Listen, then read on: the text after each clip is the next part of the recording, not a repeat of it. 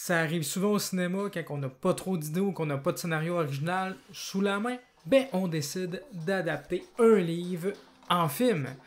Bien souvent, c'est quand même bon, mais bien souvent, les fans de première heure sont quand même un peu déçus.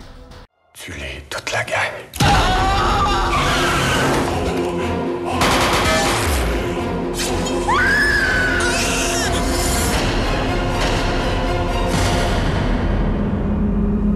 Salut tout le monde, j'espère que vous allez bien. Et oui, aujourd'hui, une petite critique qu'on pourrait dire rétro. On va parler d'un maître de l'horreur.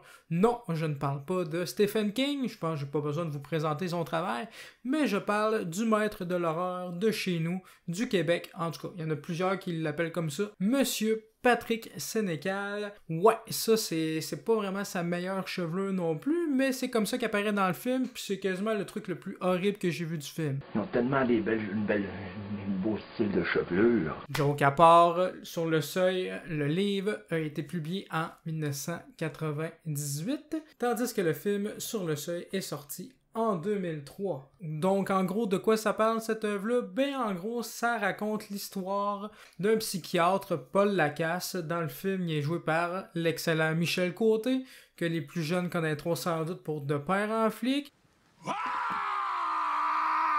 Donc, on suit le psychiatre, il y a un nouveau patient dans son établissement, le célèbre écrivain d'horreur international Thomas Roy, joué par Patrick Huard. Donc, Thomas Roy a essayé de se suicider, puis avant ça, il s'était coupé les doigts.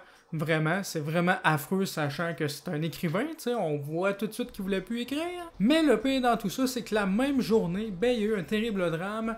11 enfants ont été abattus par un policier qui semblait Saint-Esprit avant cette tragédie, tu sais, parce que là, on peut plus dire qu'il est Saint-Esprit, là. Donc, grosso modo, c'est vraiment ça l'histoire de Sur le seuil. Si je vais sans spoiler, si je vais pas trop dans les détails, c'est vraiment ça le pitch de départ. Donc, pour vous remettre en contexte un peu, moi, Patrick Sénécal, c'est mon auteur préféré du Québec, vraiment. Moi, j'aime tout ce qui touche l'horreur depuis mon enfance, le thriller, policier, tout ça. J'aime vraiment beaucoup, le fantastique aussi d'ailleurs. Et si vous ne l'avez pas vu encore, j'ai fait une petite critique concernant le dernier livre de Patrick Sénécal sur la chaîne, son livre Flow, donc allez voir ça, ça apparaît en haut de l'écran à votre droite. Et dans les prochains jours sur la chaîne, il va sortir une suite de cette vidéo-là, je vais vous parler des différences du livre avec le film Sur le seuil. Donc là, aujourd'hui, on va vraiment s'attarder plus au film que sur le livre. Donc le film a été tourné en 2002, par le réalisateur Éric Tessier. En fait, c'est vraiment Éric Tessier qui a eu l'idée de faire ce film-là après avoir lu le livre de Patrick Sénécal. Il l'a dit lui-même, il était vraiment bouleversé par le livre et tout ça. Puis il l'a proposé à la productrice Nicole Robert qui a décidé de l'adapter après l'avoir lu, sachant qu'Éric avait sans doute des idées. Et bien sûr, Patrick Sénécal a été très présent sur le tournage, comme on peut le voir dans le making-of. Puis il joue même un petit rôle d'un patient dans le film. Puis moi, vraiment, sa chevelure me fait toujours rire. Hein. Quand je l'ai vu dans le film, ça me fait beaucoup rire, sérieusement. Monsieur Bauduc. Décevez, docteur. Décevez. Puis là, je viens de lire le livre, puis j'ai décidé d'écouter le film après. Puis, ben, pour vrai, c'est une adaptation assez fidèle, mais il y a beaucoup de lacunes, j'ai trouvé. Je vais commencer quand même par les points positifs. Je trouve que les acteurs sont vraiment très bons, pour vrai. Michel Côté, il est vraiment très bon en même temps. Michel Côté, il est toujours bon dans n'importe quel film. Patrick Huard, moi, je le trouve très convaincant. Il y en a peut-être qui l'ont pas trouvé convaincant à l'époque, mais moi, je trouve que c'est vraiment un très bon acteur. Puis depuis, il a vraiment montré son jeu dans le style drame, dramatique et tout ça, donc il est capable de tout jouer, selon moi, Patrick Huard. Même si peut-être, là, il était pas à sa meilleure performance, vu que c'était sa première fois dans un film de ce genre-là. Vous savez, Chris, arrêtez votre petit jeu. Combien? 11.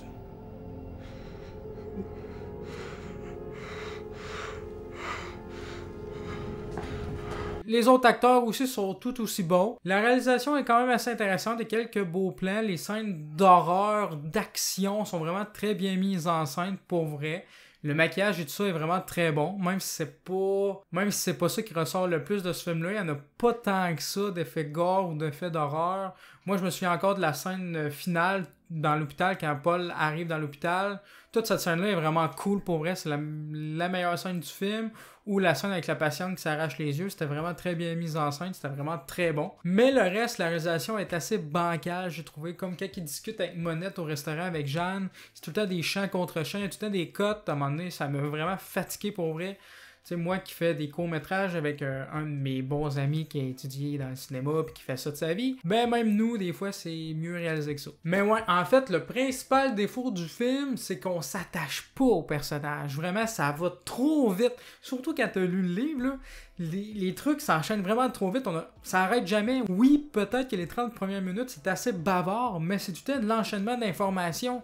On n'a pas le temps de s'attacher au personnage. Ma blonde qui a écouté le film avec moi, qui avait pas lu le livre, même elle disait, coudon, ça l'arrête jamais. Ça enchaîne tout le temps les informations par-dessus informations. C'est que ça prend pas son temps, contrairement au livre.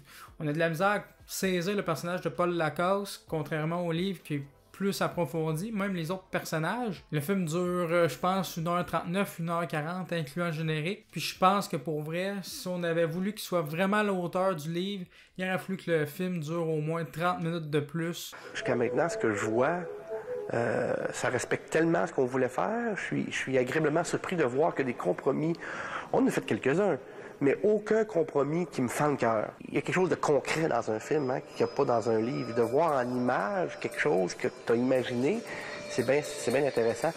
En ajoutant plus de profondeur aux personnages, plus leur développement, il y a pas d'incohérence, mais on comprend, pas qu'on comprend pas, mais on comprend pas les personnages des fois dans leurs décisions, surtout Paul en fait. Mais sinon, tu sais, l'histoire en tant que telle est vraiment bonne. C'est un bon thriller, un bon série B québécois, mais dans le genre, si vous êtes habitué de ce genre-là, des films américains, c'est sûr que c'est très bancal à côté de ça. Tu sais, le film fait très téléfilm américain. Puis des fois, j'ai trouvé les dialogues un peu... Je trouvais que... Vous dites n'importe quoi. Comment n'importe quoi? J'ai pas raison, c'est pas ça qui s'est passé. Docteur, c'est pas le moment. S'il vous plaît. Vous avez été témoin du massacre et vous êtes allé écrire après, non? Je suis pas juste une psychiatre, merde. Je commence à avoir des idées pour mes romans. Tu sais ce que ça veut dire, Paul? Sois maudit! Ton âme peut brûler en enfer pour l'éternité! M'entends-tu? Pour l'éternité! Too much? Kitsch? Je sais pas comment dire ça. Il y a des dialogues qui est pris tel que dans le livre, ça, j'ai trouvé ça cool. Il y a des dialogues qui sonnent vraiment pas, pis qui sonnent vraiment fake, là. Pour vrai, il y a des fois que j'ai comme pouffé de rire, là, pis il aurait pas fallu que je rie à un moment comme ça. Pis c'est justement le problème du film, c'est qu'on s'en fout ce qui va arriver aux personnages, parce qu'on n'a pas le temps de s'attacher à eux, on n'a pas le temps de se poser avec eux. Le film est toujours en constant mouvement d'informations qu'on divulgue aux spectateurs, parce que le livre fait 400 pages en format poche. Il y a beaucoup d'informations à assimiler pour comprendre l'histoire, pour comprendre les personnages. Fait que ça fait en sorte que le film n'arrête jamais de nous donner des informations. On n'a pas le temps d'apprendre à connaître les personnages. Donc vraiment, moi, je vous recommande ce film-là si vous êtes vraiment un fan de Patrick Sénécal ou si vous aimez le cinéma québécois en général puis que vous voulez voir une production différente, une production plus style série B, thriller, fantastique. Là, je vous le recommande. Mais sinon... je vous le recommande pas plus que ça, c'est très moyen. Le film, moi je trouve qu'il a mal vieilli aussi, son montage, là. Fou! C'est sûr que c'est le début des années 2000, là, mais tu sais, moi le générique, là, sérieusement, ça m'a fait penser tu sais, aux émissions genre Antise et tout ça, là, ça m'a fait vraiment penser à ça. Ou encore pire, tu sais, l'espèce d'annonce qu'on voyait souvent quand on louait des DVD, là, le truc de pas pirater ou des affaires de même, là, l'infographie, là, les titres qui bougent, là, c'est vraiment pareil, là. Moi ça me fait beaucoup rire. Puis ben je trouve ça c'est un gros défaut du film, mais les espèces de transitions là, vraiment mauvais. Vraiment mauvais. On dirait que le réalisateur ou peu importe la personne qui s'occupe de ça durant la production du film, on dirait qu'il avait pas prévu de faire des transitions entre des séquences, parce que souvent il y a comme une espèce d'ellipse dans le film, tu sais, il y a une scène, puis ça amène une autre scène plus loin dans le temps quasiment, puis ben il y avait pas d'idée de transition, fait qu'ils ont décidé de mettre des espèces d'images subliminales qui ont rapport avec le film aussi bien sûr, mais je trouve tellement que ça fait cheap là, sérieux, ça fait vraiment cheap là dans le film, puis moi ça me fait beaucoup penser au film Projet Blair Witch 2 là, c'est pas vraiment une bonne référence mettons.